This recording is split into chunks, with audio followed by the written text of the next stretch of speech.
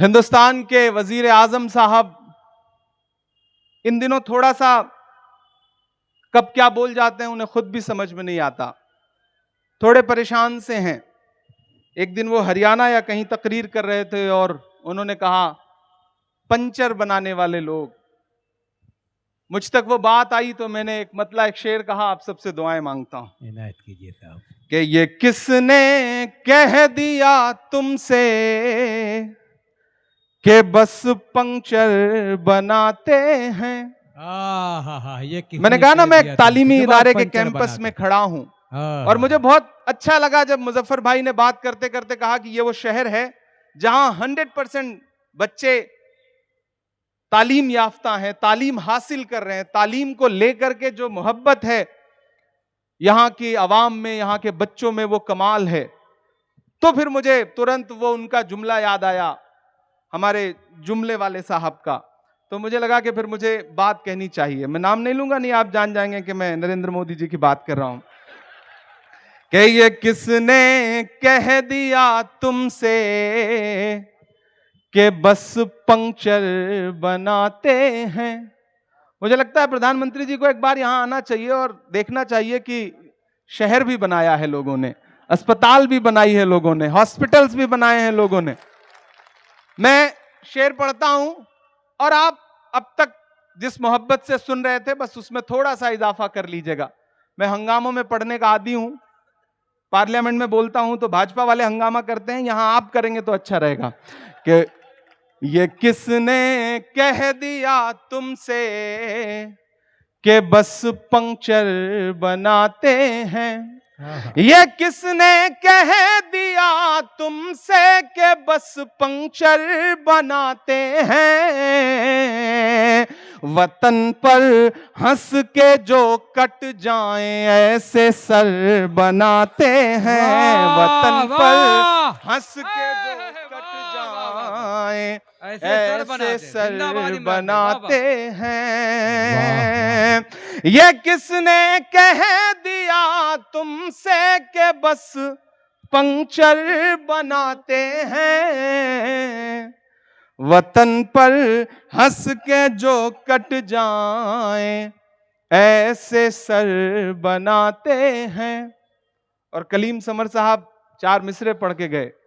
कलीम भाई उन तक ये पहुंचा दीजिएगा जो तलाश रहे हैं कि गजल में हम भी कर सकते हैं हुस्नो इश्क की बातें।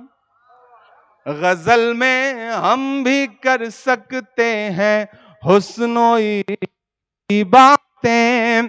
गजल में हम भी कर सकते हैं हुस्नो इश्क की बातें। मगर हालात हमको मोम से पत्थर बनाते हैं। मगर हालात हमको मोम से पत्थर, हालात हमको मोम से पत्थर बनाते हैं। और एक शेर पढ़ता हूं, ये मोहब्बतों का शहर है, जिस शहर के नाम की शुरुआत मीरा से हो। क्या बात है। कृष्ण की प्रेमिका, जिस शहर में मोहब्बत पनपती हो, शहर को कितना भी नफरतों की आग जलाने की कोशिश करेगी मुजफ्फर भाई, कोई आग जला नहीं पाएगी, कोशिश भले कर ले। क्या बात है, जिंदाबाद जिंदाबाद। बेशक मैं नजर साहब की याद के मुशायरे में खड़ा हूं। मैं उनके हवाले से इस मुशायरे में एक शेर पढ़ रहा हूं, आप घर तक लेके जाएंगे तो मुझे अच्छा लगेगा। आज का माहौल, मैं उत्तर प्रदेश से आया हूं, तमाम मंजर आपकी आंखों के सामने है और नजर साहब की शख्सियत आपके सामने। मैं शेर पढ़ रहा हूं, मुझे दुआ दे के बताना। मगर हालात हमको मोम से पत्थर बनाते हैं।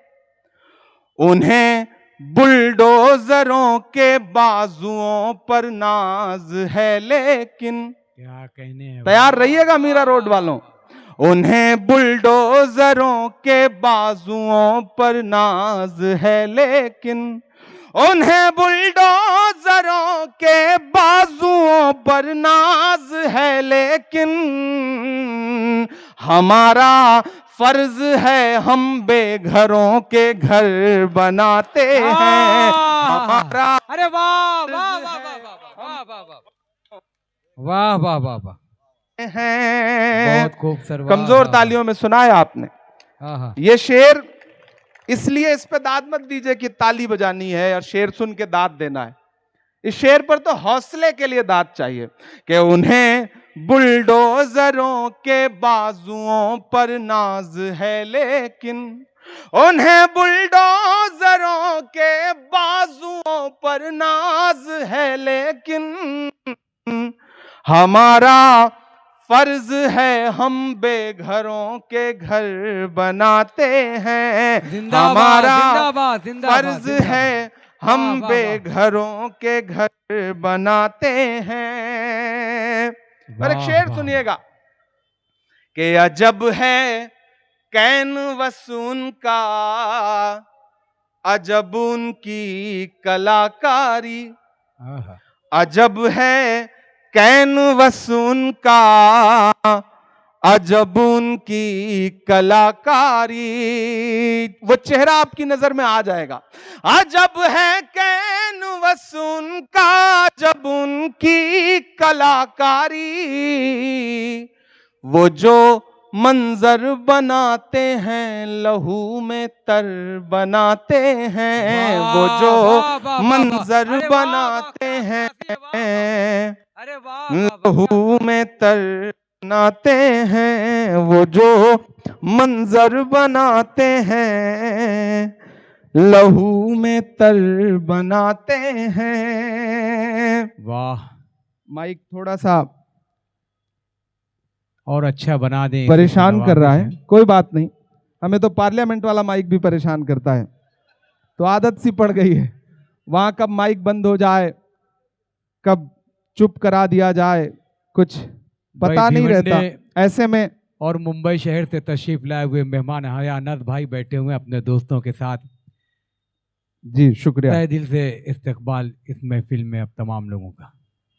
एक दिन पार्लियामेंट में हम लोग बड़ा चीख चिल्ला रहे थे क्योंकि एक बिल पास हो रहा था। पार्लियामेंट की हिस्ट्री में मुजफ्फर भाई एक साथ 146 मेंबर ऑफ पार्लियामेंट सस्पेंड कर दिए गए पूरे दिन के लिए। और जब हम सस्पेंड होकर के निकले, चूंकि नए नए पार्लियामेंट में पहुंचे थे तो थोड़ा जोश ज्यादा होता है ना, नया खून ज्यादा उबाल मारता है, तो नए नए पहुंचे थे तो हम लोग शोर मचा रहे थे, चीख चिल्ला रहे थे। तो 146 मेंबर ऑफ पार्लियामेंट राज्यसभा और लोकसभा के मिला के जब सस्पेंड हुए, बाहर निकले तो मीडिया के कुछ हमारे जो दोस्त हैं उन्होंने कहा स्वाद आ गया आपकी, नहीं आया, सस्पेंड होकर के बाहर आ गए। तो हमने कहा आ गए, लेकिन आज सस्पेंड होने के बाद ये कह सकता हूं कि अगर आज सस्पेंड होने वाली फहरिस्त में हमारा नाम ना होता तो मुझे अंदर से ये महसूस होता कि हमारा नाम बहादुरों में नहीं बल्कि बुज़दिलों में लिखा गया है। क्या अच्छा हुआ कि सस्पेंड होकर के आए। तो उन्होंने कहा आप शायर हैं, शायरी की भाषा में जवाब दीजिए।